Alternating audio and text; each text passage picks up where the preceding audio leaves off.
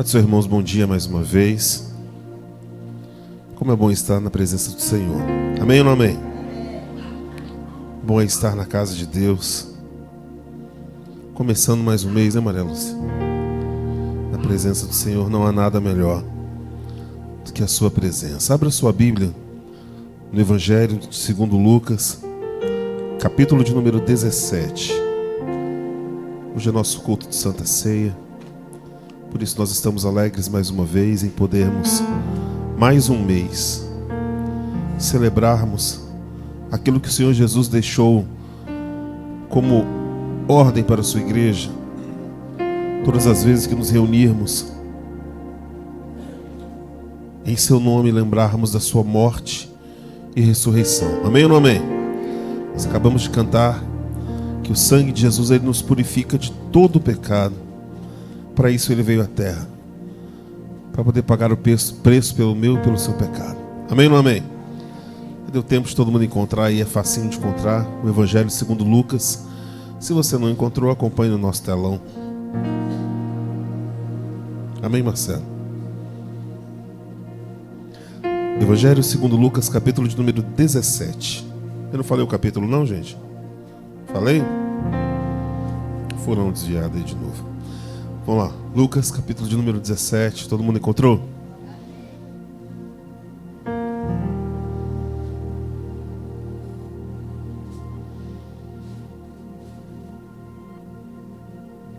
Versículo de número 5 está escrito: Disseram-lhe então os apóstolos ao Senhor: acrescenta-nos a fé. Amém? Apenas até aí por enquanto. Eu gostaria que você fechasse seus olhos, mas não a sua Bíblia como de costume. Nós iremos usá-la durante todo o culto de hoje. Vamos orar. Senhor nosso Deus, nosso Pai, obrigado, Deus, pelo período que nós pudemos adorar o Senhor através das canções. Nós sabemos que o louvor, Deus, não é apenas a música que nós cantamos, mas aquilo que brota do nosso coração. Por isso, a Tua palavra diz que não é possível da mesma fonte jorrar dois tipos de água, Deus. Por isso os nossos lábios proclamam, Deus, a glória do Senhor.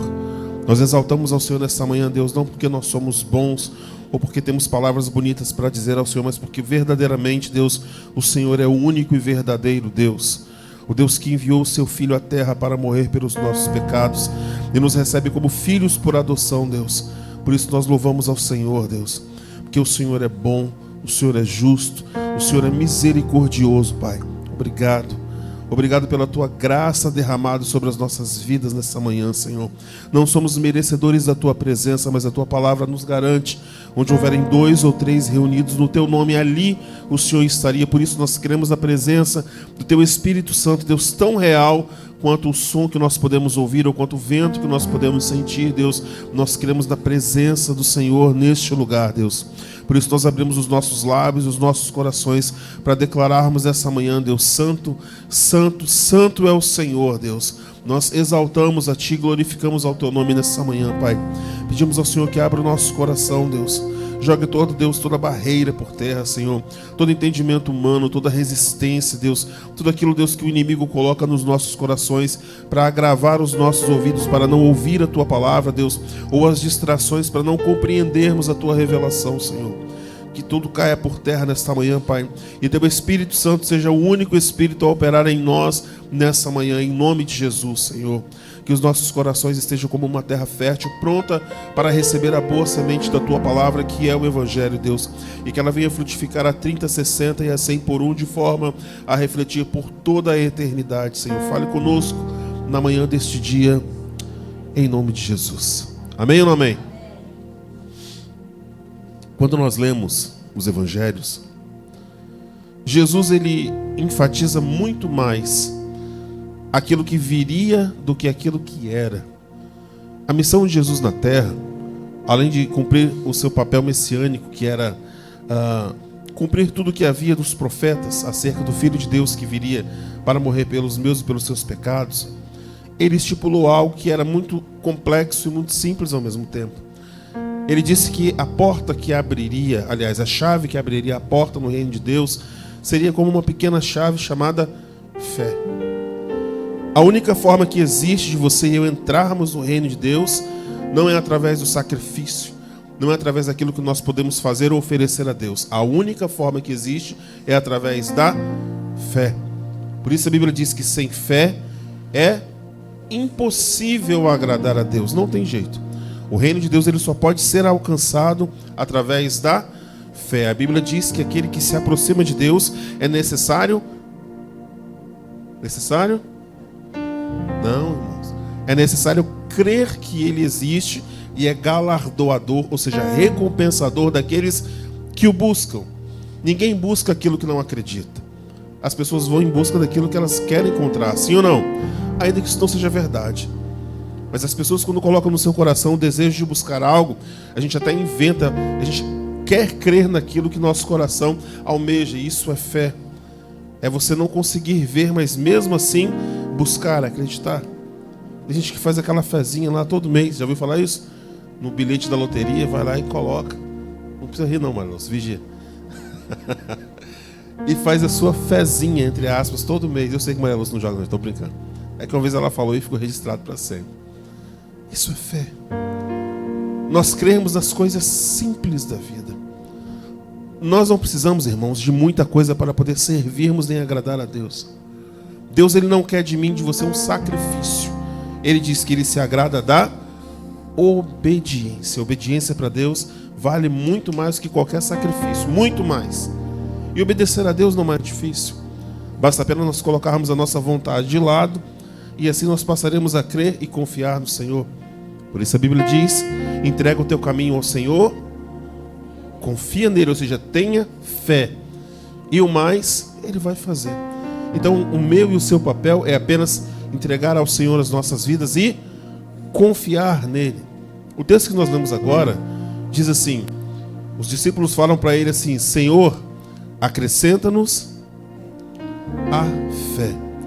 E não há nenhuma outra forma melhor de Deus acrescentar a fé na minha e na sua vida, se não for através das provas, das dificuldades. É ou não é? Porque quando está tudo bem, a gente não precisa de muita fé para poder continuar vivendo. Precisa? Sim ou não? Quando as coisas estão indo tudo bem, a gente nem lembra muitas vezes de Deus. O ser humano é assim. Agora, quando as coisas começam a apertar de alguma forma, a primeira coisa que a gente faz é recorrer a Deus. É ou não é? Através da fé. A gente que vai na igreja de manhã, vai no candomblé à tarde, vai na beira da praia oferecer um sacrifício, busca de qualquer jeito. Coloca a sua fé em coisas que...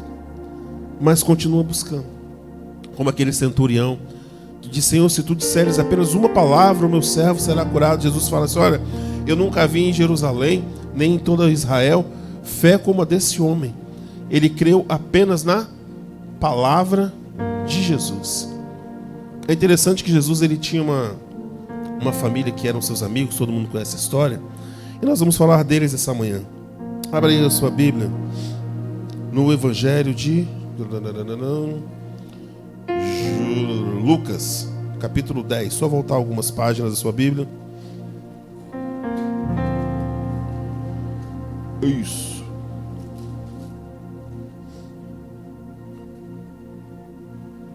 Lucas, capítulo de número 10.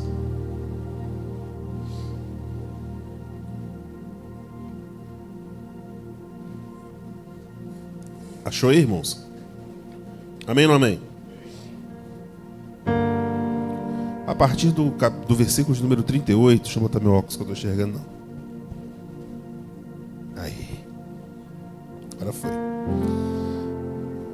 Fala a respeito de duas irmãs, chamadas Marta e Maria. Versículo 38. E aconteceu que, indo eles de caminho, entrou numa aldeia e certa mulher por nome Marta, diga Marta, o recebeu em sua casa. Imagina que Jesus ele está indo por um lugar, ele estava numa aldeia chamada Betânia. E quando ele chega nessa casa, ele já conhecia essa família, né? Possivelmente. Eram duas irmãs e um irmão, Marta, Maria e Lázaro. O homem ele era o provedor da sua família. A Bíblia não fala se Lázaro era casado, se elas eram casadas, a gente não sabe disso. Mas aquela família tinha uma ordem. Tinha um irmão mais velho e as suas irmãs, suponhamos que seja assim. Lázaro, ele era o responsável pela sua casa e pelas suas irmãs. Jesus, quando ele chega naquela casa, ele encontra uma mulher chamada Marta. E o texto vai dizer que era ela quem cuidava das coisas. Verso 39 diz assim: e tinha esta uma irmã chamada Maria, diga Maria, a qual, assentando-se também aos pés de Jesus, ouvia a sua palavra. Todo mundo conhece a história. Jesus, ele chega numa casa, Marta continua cuidando das coisas da casa para servir Jesus. Maria deixa todas as coisas da casa e senta-se aos pés de Jesus para ouvir a sua palavra. Qual das duas fez o que era mais importante? A que serviu ou a que deixou tudo para ouvir a sua palavra? Qual das duas? Qual das duas, irmão? Fez o certo? Não. As duas fizeram certo. Nenhuma das duas errou. Uma continuou servindo Jesus, que alguém precisaria servir. Sim ou não? Alguém precisaria abrir a porta. Falou assim: senta aqui, bota uma almofada. Você aceita um copo d'água? Ah, eu aceito. Era necessário que alguém fizesse. Sim ou não? Se as duas largassem tudo e se sentassem apenas para ouvir a palavra de Jesus naquele momento, nenhuma das duas teria servido a ele. Quando a igreja primitiva começa, lá na frente, algumas pessoas começaram a abandonar as suas vidas e abandonar até os seus empregos. Eles deixavam de trabalhar para ficar o dia inteiro ali diante dos apóstolos ouvindo pregação. Ninguém mais queria trabalhar e os apóstolos viram que a igreja foi crescendo, mas as despesas também foram crescendo. Então eles falaram assim: olha, vocês têm que ter um rumo na vida, vocês têm que trabalhar e servir a Deus. Ou seja, as duas coisas andam juntas, são necessárias. Por isso Jesus disse: dai a César o que é e a Deus o que é. Tudo tem um equilíbrio, tudo tem uma medida no reino de Deus. O texto que nós estamos lendo diz no verso 39: e tinha uma irmã chamada Maria, a qual, assentando-se também aos pés de Jesus, ouvia a sua palavra. Marta, porém, andava em que, irmãos? Peraí, mas o ditado não disse que a cabeça vazia é a oficina do diabo? Sim ou não? O ditado diz isso. Mas a cabeça muito cheia também torna-se em distrações. Porque quem faz tudo acaba não fazendo nada. É ou não é? Quando você vai ao hospital, geralmente você é atendido por quem? Por quem, irmãos? Por quem? Por um clínico geral. Você chega lá, estou com dor de cabeça, toma Buscopan. Ai, minha perna está quebrada, toma Buscopan. Ai, meu dedo está doendo, toma... É ou não é? É um clínico geral. Ou seja, ele não é especialista em nada. Ele chega lá e, quando ele detecta o seu problema, ele vai te encaminhar. Quebrou a perna, vai para o ortopedista. Tá com dor de ouvido, vai para onde? O ouvido é o quê? Otorrino, entendeu? Então, o especialista cuida das especialidades, mas o clínico geral, ele cuida de, teoricamente, tudo. Ele está ali para encaminhar, mas ele não é especialista em nada. O texto que nós lemos diz assim, ó, verso 40. Marta, porém, andava distraída em muitos serviços. Quem faz tudo não acaba fazendo nada bem. E aproximando-se disse: Senhor, não te importas que minha irmã deixe servir só? Diz-lhe, pois, que me ajude. E respondendo Jesus, disse-lhe: Marta, Marta, estás ansiosa e cansada, fadigada, atarefada com muitas coisas. Ele não disse que ela não deveria fazê-lo. Disse que ela estava fazendo demais. Demais. Às vezes, quando nós colocamos todo o fazer diante do servir a Deus, a gente nem consegue fazer tudo e nem consegue servir a Deus. Nós temos que separar as coisas para conseguirmos fazer aquilo que Deus nos chamou para fazer. Aí o texto termina dizendo assim, ó, verso 42. Mas uma só é necessária. E Maria fez o que, irmãos? Ela foi obrigada. Ele pediu a ela alguma coisa? Ela tinha a mesma escolha, não tinha? De servir com a sua irmã Jesus ou de deixar os afazeres naquele momento para poder estar diante dele. Marta escolheu continuar vivendo a vida dela e Jesus fica em segundo plano. Ela pecou? Não. Ela fez uma escolha. Pergunta a pessoa do seu lado aí. Qual escolha você tem feito diante da vida e de Jesus? Pergunta aí. Continuar vivendo apenas a sua vida ou servindo a Deus? É necessário fazer uma escolha. Porque a nossa escolha lá na frente, ela vai implicar na fé, e a fé implica no milagre. Vamos lá. Versículo 42. Mas uma só é necessária, e Maria escolheu a boa parte, a qual não lhe será tirada. Ela serviu a Jesus aqui, estava tudo certo. Sim ou não? Estava tudo certo. Só que a vida continua, e no texto que nós vamos ler agora, fala a respeito do momento em que ela realmente precisou ali recorrer à sua fé. Só achar a referência que eu salvei aqui em outro lugar.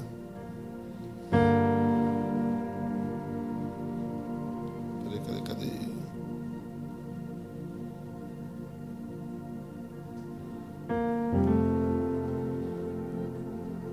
João, capítulo de número 11. Mateus, Marcos, Lucas, João. Só pular algumas páginas da sua Bíblia e você vai encontrar o Evangelho de Jesus segundo João.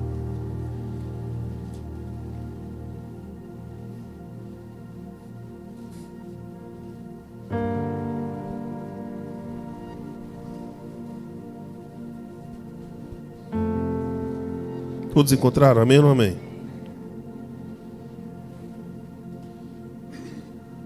Jesus era amigo daquela família, frequentava aquela casa. Quando ele passava ali pela região de Betânia, ele costumava visitar aqueles irmãos. Aquele dia ele vai àquela casa e encontra Maria ali disposta a ouvi-lo e Marta muito ocupada. Mas quando ele vai ali, ele não encontra Lázaro, seu amigo. Lázaro não estava ali naquele dia. Aí o tempo passou, as coisas aconteceram. E no capítulo de número 11 do Evangelho segundo João, diz assim no versículo 1. Estava então enfermo um certo Lázaro de Betânia, aldeia de quem, irmãos? E de Marta, sua irmã. Alguém leia para mim o verso 2 bem alto, por favor.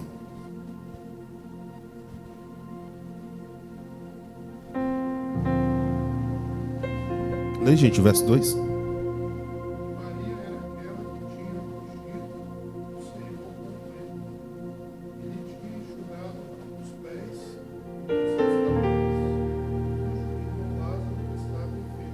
Mandaram-lhe, pois, suas irmãs dizer: Senhor, eis que está enfermo aquele que tu amas. Verso 4.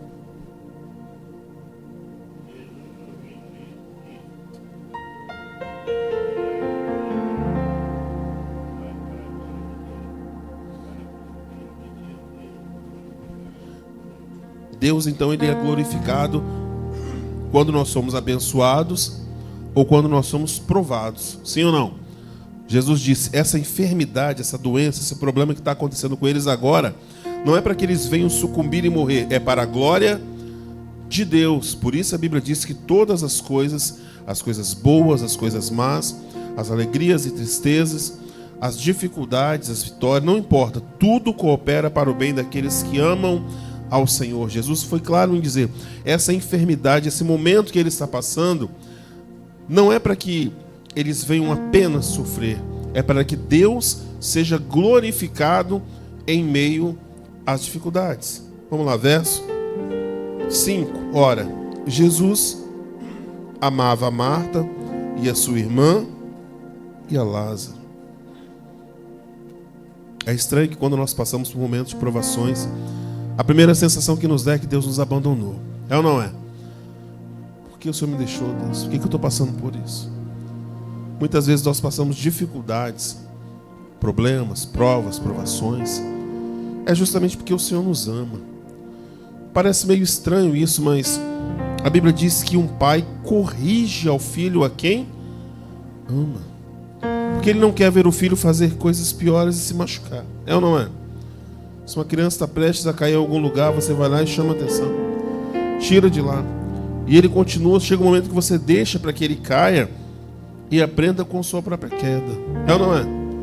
É claro que você não vai deixar ele correr risco de vida. mas vai lá e depois tira. É assim que Deus faz conosco. Ele permite dificuldades na nossa vida para que nós possamos crescer. A vida é essa. Verso 6. Ouvindo, pois, que estava enfermo, ficou ainda 2 dias no lugar onde estava. Depois disso, disse aos seus discípulos: vamos outra vez para a Judéia. Disseram aos discípulos: Rabi, ainda agora os judeus procuravam apedrejar-te e tornas para lá? Jesus respondeu: não há 12 horas um dia? Se alguém andar de dia, não tropeça, porque vê a luz deste mundo, mas se andar de noite, tropeça, porque nele não há luz. Assim falou e depois disse-lhe: Lázaro, nosso amigo, dorme, mas vou despertá-lo do sono. Alguém lê o verso 12, por favor, bem alto.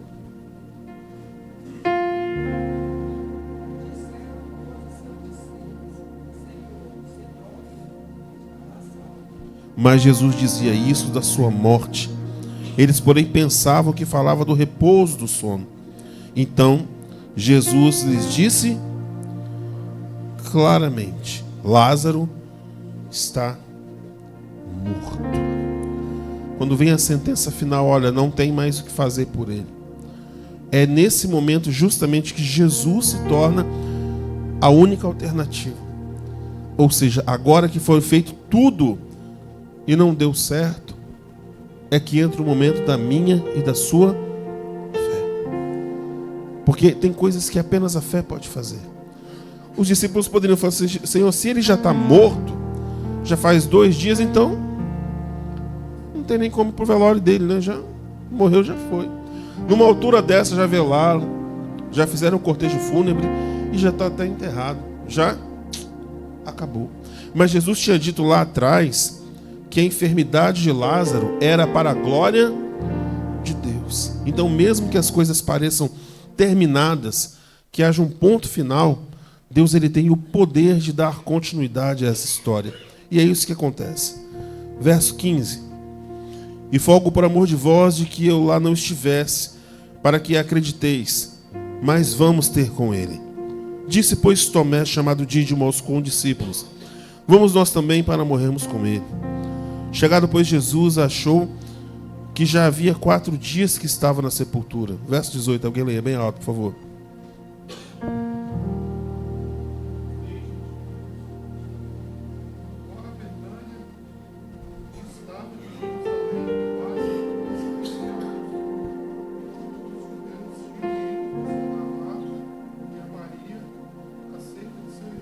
Ouvindo, pois, Marta que Jesus vinha, fez o que, irmãos? Continuou cuidando da vida dela, das coisas? Ela fez o que? Por que a gente tem que esperar acontecer uma desgraça para buscar a Deus? Ou uma dificuldade? Por quê? Quando ele estava lá, ela escolheu continuar fazendo as coisas da vida dela. Agora que ele não estava presente no momento que eles precisavam de um milagre, ela fez o que? Ela correu em direção a ele. Por que a gente deixa para buscar a Deus apenas no momento da dificuldade e não o contrário? Vamos lá. Verso 20. Ouvindo, pois, Marta que Jesus vinha, saiu-lhe ao encontro. Maria, porém, ficou. Disse, pois, Marta a Jesus: Senhor, se tu estivesses aqui, meu irmão não teria morrido.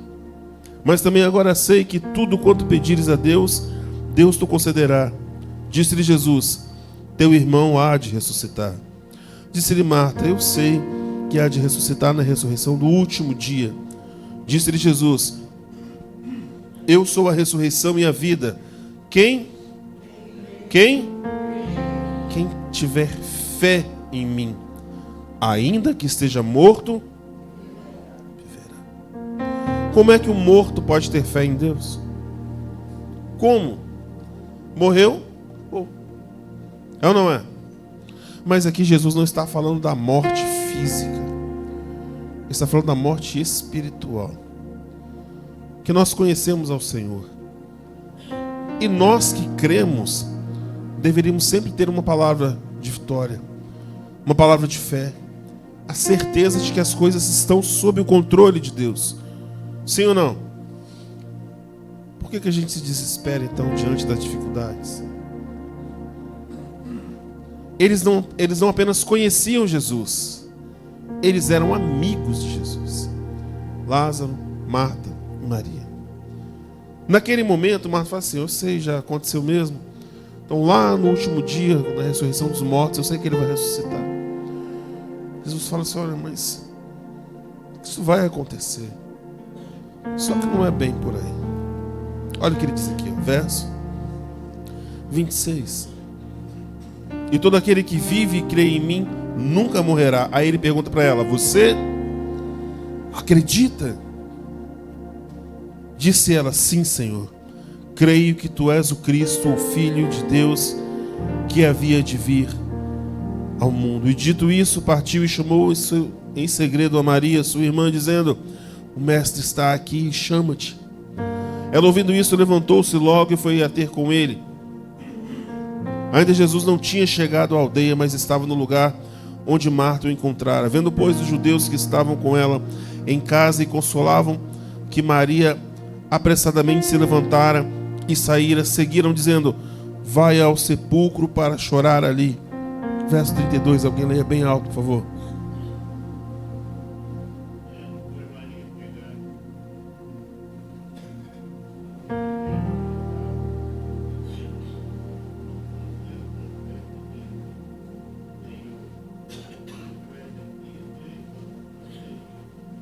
Ela disse a mesma coisa que a irmã dela tinha falado antes, sim ou não?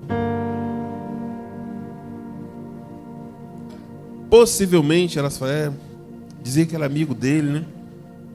E nós mandamos avisar quando ele estava doente e ele não apareceu. Se ele tivesse aqui, nosso irmão Lázaro não teria morrido. É ou não é? É tanto que as duas, quando encontram com Jesus, falam a mesma coisa. Se o Senhor estivesse aqui, Lázaro não teria morrido.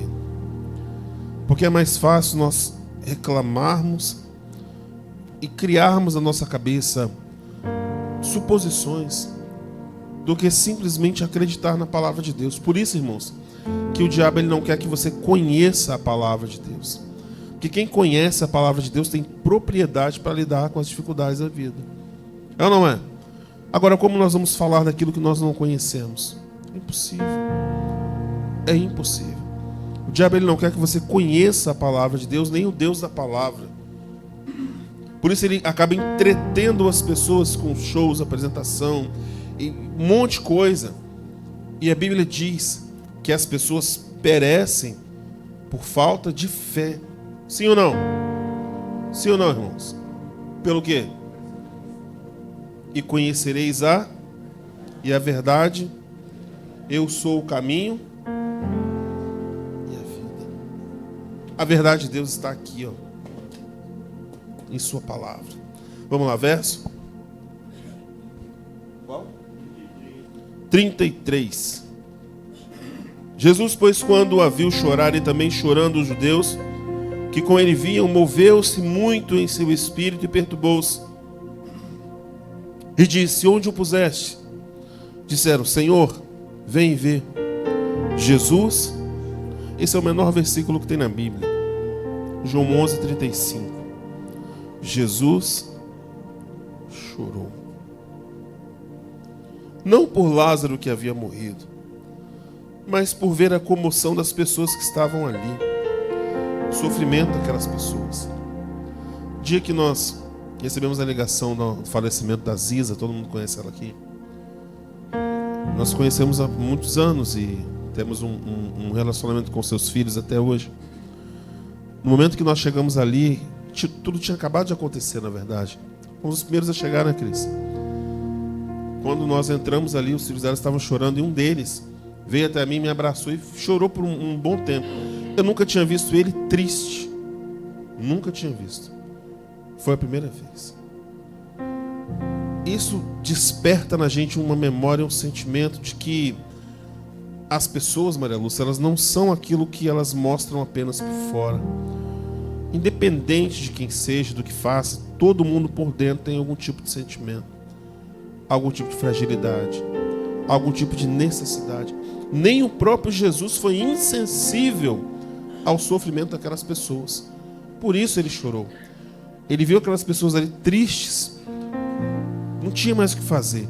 Ao invés de ir lá e falar, vocês têm que viver, porque a vida continua. Não. Ele parou naquele momento e mostrou que ele compreende o meu e o seu sofrimento da mesma forma.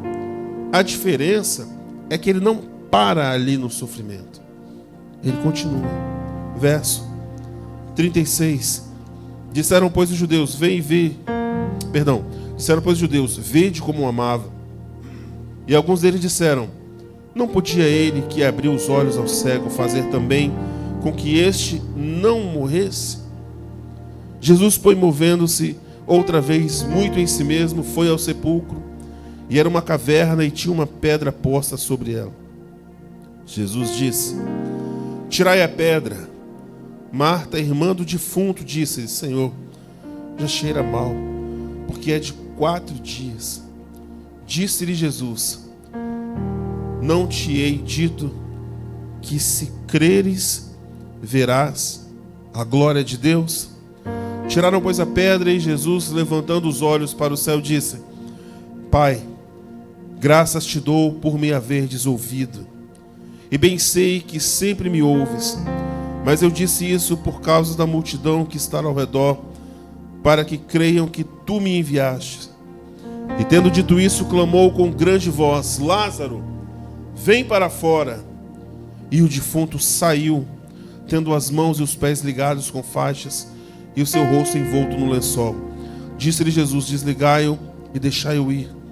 Muitos, pois, dentre os judeus que tinham vindo a Maria e que tinham visto o que Jesus fizera, creram nele. Jesus permitiu tudo isso para mostrar àqueles que ainda não criam que para ele não há impossível. Amém? Eu gostaria que você fechasse seus olhos por um momento. Nós vamos refletir na letra dessa canção que fala a respeito da fé. E que nós possamos colocar a nossa fé em prática e ação em todas as circunstâncias da vida. Ainda que pareça não ter jeito, pareça tudo ter acabado, a minha e a sua fé é o que Deus espera nos momentos de dificuldade. Quando a força te faltar, a coragem te deixar e as lágrimas banharem o teu rosto e sentir a sensação de uma eterna solidão, esperando um futuro que passou. É exatamente assim quando tudo está no fim, quando já sofremos tanto no deserto. Se tua força não puder te fazer ficar de pé, esse é o momento do poder da fé.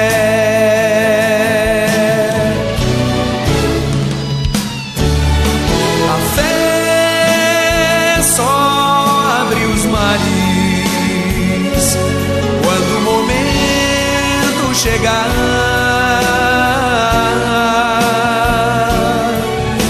A fé se manifesta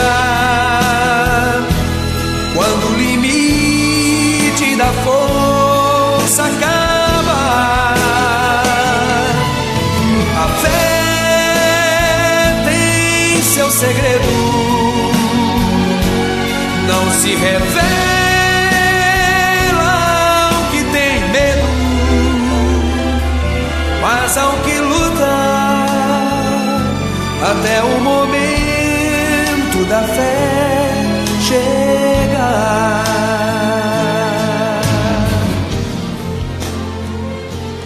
O que Deus espera de mim e de você é que em meio a todas as dificuldades e provações, nós ainda creiamos que Ele existe e faz aquilo que é melhor para as nossas vidas. Amém? Se coloque de pé, nós vamos celebrar a Santa Ceia do Senhor.